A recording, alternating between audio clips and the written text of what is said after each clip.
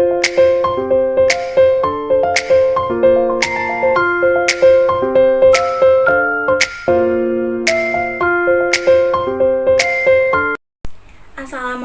warahmatullahi wabarakatuh. Halo semuanya, saya Winda Ayu Rahmani dari kelas 12 MIPA 3. Pada presentasi kali ini, saya akan membahas materi PKWU tentang rencana pengembangan usaha dalam proses pengolahan makanan khas daerah dari bahan nabati dan hewani. Untuk lebih jelasnya, kita simak bersama-sama ya. Dalam usaha pengolahan makanan khas daerah dari bahan nabati dan hewani, perlu dilakukan rencana pengembangan usahanya. Rencana pengembangan usaha ini dapat diperoleh dari evaluasi usaha tersebut. Salah satu cara evaluasi adalah dengan menghitung laba atau rugi dari hasil produksi dan penjualan produk modifikasi makanan khas daerah tersebut, sehingga hasil dari evaluasi ini bisa digunakan untuk melakukan rencana pengembangan usahanya. Materi-materi yang akan kita bahas dalam subbab ini yaitu ada pengertian pengembangan usaha, jenis-jenis pengembangan usaha, strategi dalam pengembangan usaha, tahapan dalam pengembangan usaha, hal-hal yang perlu diperhatikan dalam pengembangan usaha, resiko dalam pengembangan usaha itu apa aja, lalu solusi dari resiko pengembangan usaha tersebut, dan yang terakhir contoh dari pengembangan usaha yang akan kita lakukan. Oke, kita akan bahas yang pertama yaitu pengertian dari pengembangan usaha. Sebelum kita tahu apa itu pengembangan usaha, kita harus tahu dulu nih arti usaha itu apa. Usaha adalah suatu kegiatan yang di dalamnya mencakup kegiatan produksi dan distribusi dengan menggunakan tenaga dan pikiran untuk mencapai suatu tujuan. Sedangkan pengembangan usaha itu sendiri adalah suatu cara atau proses memperbaiki pekerjaan yang sekarang maupun yang akan datang dengan meningkatkan perluasan usaha serta kualitas dan kuantitas produksi dengan menggerakkan pikiran dan tenaga untuk mencapai tujuan tertentu. Pengembangan suatu usaha merupakan tanggung jawab dari setiap pengusaha atau wirausahawan yang membutuhkan pandangan ke depan, motivasi, dan kreativitas. Pada umumnya pemilik usaha dalam mengembangkan usahanya baru mampu melihat dan menangkap peluang serta memulai pengembangan usahanya. Pembahasan yang kedua yaitu jenis-jenis pengembangan usaha. Secara umum, pengembangan usaha itu dibagi menjadi dua jenis, yaitu pengembangan vertikal dan juga pengembangan horizontal. Nah, apa sih pengembangan vertikal dan horizontal itu? Pengembangan vertikal adalah perluasan usaha dengan cara membangun inti bisnis yang baru yang masih memiliki hubungan langsung dengan bisnis utamanya. Sedangkan pengembangan horizontal adalah pembangunan usaha baru yang bertujuan memperkuat bisnis utama untuk mendapatkan keuntungan komparatif yang secara garis produk tidak memiliki hubungan dengan pusat bisnisnya. Jika berdasarkan caranya, pengembangan usaha itu dibagi menjadi 3 jenis, yaitu yang pertama, perluasan ke hulu atau ke hilir, yang kedua, diversifikasi usaha, dan yang ketiga, menjual bisnis atau franchise. Perluasan ke hulu atau ke hilir, arah pengembangan usahanya disesuaikan dengan posisi usaha Anda saat ini. Jika usaha tersebut berada di hilir, maka pengembangannya ke arah hulu. Kelebihannya, pengembangan pada posisi ini lebih mudah karena telah mengetahui pasar, sumber material, dan teknologi. Sedangkan kekurangannya, jika terjadi permintaan produk pada bisnis ini melemah, maka tingkat penjualan akan menurun. Yang kedua, diversifikasi usaha. Diversifikasi usaha adalah mengembangkan usaha ke berbagai jenis usaha. Kelebihannya, jika salah satu jenis usaha mengalami penurunan permintaan pasar atau rugi, maka usaha yang lain masih dapat menutupi kerugiannya. Sedangkan kekurangannya, pengembangan cara ini cukup sulit dilakukan karena harus mempelajari dari awal baik pasar, sumber material, ataupun teknologinya, dan sebagainya. Dan yang terakhir, menjual bisnis atau franchise. Arti dari menjual bisnis di sini adalah menjual hak patennya. Ini dilakukan ketika usaha tersebut sudah memiliki hak paten atas produk atau jasa dan konsep pemasarannya. ketiga yaitu strategi pengembangan usaha. Apa aja sih strategi pengembangan usaha itu? Nah, strategi pengembangan usaha itu bisa dimulai dengan mengembangkan pasar dari sisi produknya. Mengembangkan pasar dari sisi produknya adalah langkah yang paling memungkinkan untuk dilakukan pertama kali karena produk utamanya telah diperkenalkan dan sudah tumbuh, sehingga masalah profitabilitas atau kemampuan mendapatkan laba serta popularitas dan kualitas sudah diterima di pasar. Selanjutnya strategi yang kedua yaitu pengembangan pasar dari sisi sistem penjualannya. Mengembangkan pasar dari sisi sistem penjualannya perlu diperhatikan agar usahanya dapat memperoleh laba atau keuntungan yang besar dan mendapatkan pelanggan yang tetap. Nah, di sini bisa kita lihat contoh dari pengembangan pasar dari sisi produknya. Yang pertama, memperbesar variasi produk, misalnya melalui kemasan botol, sachet, gelas, dan lain-lain.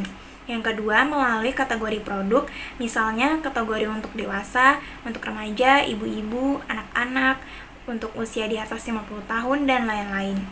Masing-masing kategori produk bisa dibedakan secara dosis, ukuran, atau kadarnya, dan hal-hal lain yang disesuaikan dengan kepentingan pemakainya.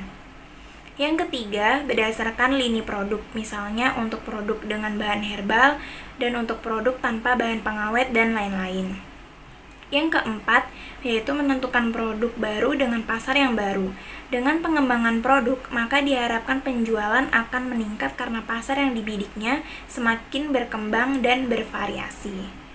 Nah, jika pengembangan pasar melalui sistem penjualannya itu mempunyai beberapa strategi yang dimiliki, yaitu mengembangkan sistem distribusi penjualan ke dalam atau internal, antara lain mengembangkan sendiri seperti membuka cabang baru di kota-kota besar, membuka outlet, agen atau sejenisnya, atau dana sendiri dan membuka jalur distribusi sendiri. Yang kedua, mengembangkan sistem jaringan pemasaran dengan pihak lain, antara lain membuat jaringan pemasaran secara berjenjang. Dan yang ketiga, mengembangkan pasar dengan menggabungkan bisnis yang lain dalam satu di industri. Itulah beberapa strategi dari pengembangan pasar melalui sistem penjualan. Strategi pengembangan usaha yang selanjutnya yaitu mengembangkan pasar dengan strategi integrasi atau penyatuan. Terdapat dua jenis strategi integrasi, yaitu yang pertama integrasi vertikal, yaitu dari hulu ke hilir dari flow industri, dan juga yang kedua integrasi horizontal, yaitu antar produk dan juga antar kategori. Yang terakhir, strategi usahanya yaitu mengembangkan pasar dengan sinergisme, yaitu melakukan pengembangan pasar dengan cara mengadakan perjanjian kerjasama antara dua perusahaan yang berbeda pasar dengan tujuan swap market atau tukar pasar dan memperkuat satu sama lainnya. Karena keduanya mempunyai keistimewaan. Perusahaan yang satu ingin memasarkan produknya ke pasar dan perusahaan yang lainnya ingin menambah calon pelanggan. Materi selanjutnya yaitu tahapan pengembangan usaha. Tahapan pengembangan usaha yaitu sebagai berikut, dimulai dari memiliki ide usaha. Awal usaha seorang wirausaha berasal dari suatu ide usaha. Ide usaha yang dimiliki seorang wirausaha dapat berasal dari berbagai sumber. Ide usaha dapat muncul setelah melihat keberhasilan bisnis orang lain dengan pengamatan. Selain itu, ide usaha juga dapat timbul karena adanya sense of business yang kuat dari seorang wirausaha. Selanjutnya, penyaringan ide atau konsep usaha. Pada tahap selanjutnya, wirausahawan akan menuangkan ide usaha ke dalam konsep usaha yang merupakan tahap lanjut ide usaha ke dalam bagian bisnis yang lebih spesifik. Penyaringan ide-ide usaha akan dilakukan melalui suatu aktivitas penilaian kelayakan ide usaha secara formal maupun yang dilakukan secara informal. Tahapan selanjutnya yaitu pengembangan rencana usaha atau business plan. Perencanaan usaha yang akan dikembangkan oleh seorang wirausaha itu adalah perhitungan proyeksi rugi dan juga laba dari bisnis yang dijalankan. Proyeksi laba rugi merupakan muara dari berbagai komponen perencanaan bisnis lainnya, yaitu perencanaan bisnis yang bersifat operasional. Dalam menyusun rencana usaha atau business plan, para wirausahawan memiliki perbedaan yang dalam membuat rincian rencana usaha. Yang terakhir, tahapannya yaitu implementasi rencana usaha dan pengendalian usaha.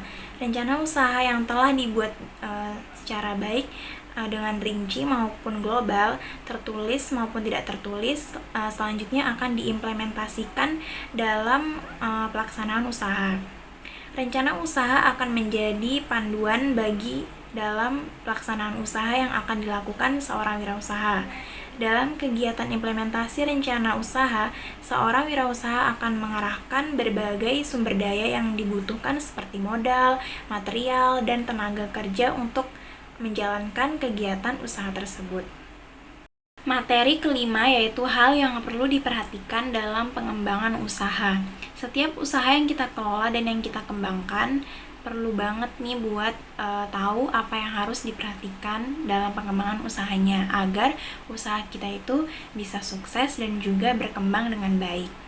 Jadi hal-hal yang harus diperhatikan yaitu yang pertama, memahami jenis usaha yang akan dilakoni. 2.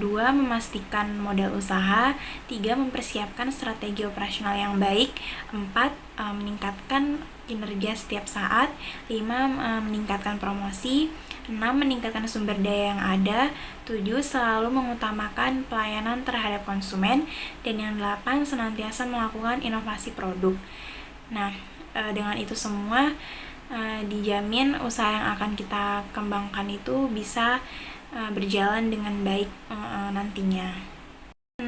Resiko pengembangan usaha. Dalam usaha yang kita kelola dan yang kita lakukan, sudah pasti kita akan banyak sekali menghadapi rintangan-rintangan dan resiko-resiko. Resikonya apa saja? Yaitu 1. Persaingan yang ketat. 2. Bekerja keras membangun bisnis. 3. Kerugian. 4. Kondisi pasar yang tidak stabil. Dan yang kelima, kebangkrutan. 7. Solusi resiko pengembangan usaha. Tadi kan sudah tahu ya resiko apa saja yang akan dihadapi dalam pengembangan usaha. Nah, kita jangan khawatir dulu karena kita juga bisa mengatasinya dengan solusi seperti berikut ini. Yang pertama, tuliskan rencana bisnis. Lihatlah dari berbagai sudut pandang untuk merencanakan tujuan, melakukan evaluasi, serta melakukan penilaian pada bisnis yang dijalankan.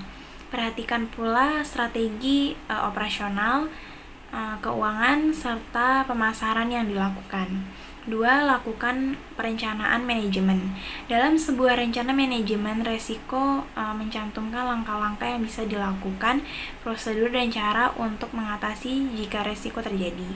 Misalnya saja jika menghasilkan sebuah produk yang mudah rusak, maka harus menentukan langkah bagaimana seharusnya agar produk tersebut aman pada saat didistribusikan ke pasaran.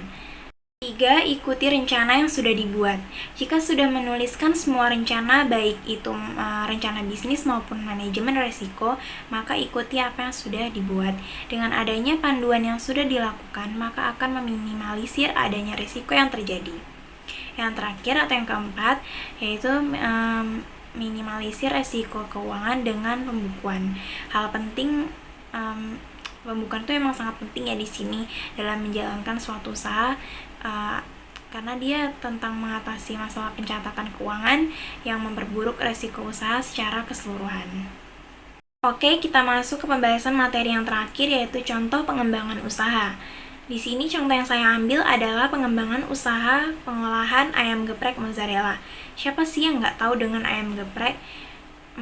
Semua orang pasti sudah tahu kan ya dengan masakan yang satu ini, karena ayam geprek merupakan salah satu masakan yang sering sekali dijajakan. Ayam geprek mozzarella merupakan modifikasi masakan khas Lombok dan Italia. Untuk lebih jelasnya bisa dilihat pada gambar tersebut. Di situ terlihat ayam geprek dihidangkan dengan sajian yang berbeda. Pengembangan usaha yang terlihat di sini yaitu menambahkan variasi rasa. Variasi rasanya yaitu ayam geprek yang super pedas dipadukan dengan lelehan keju mozzarella membuat rasa ayam geprek menjadi rasa pedas gurih yang sangat lezat. Tujuan dari pengembangan usaha ini, tujuan dari menambahkan variasi rasa ini yaitu diberi lelehan keju mozzarella untuk mengembangkan produk agar diminati konsumen bagi yang suka rasa asin gurih dari kejunya tersebut. Sedangkan yang rasa original untuk diminati konsumen yang tidak suka dengan keju mozzarella, yaitu hanya ayam geprek dengan sambalnya tanpa diberi lelehan keju mozzarella. Sekian presentasi dari saya tentang rencana pengembangan usaha. Kurang lebihnya saya mohon maaf. Wassalamualaikum warahmatullahi wabarakatuh. Sampai jumpa.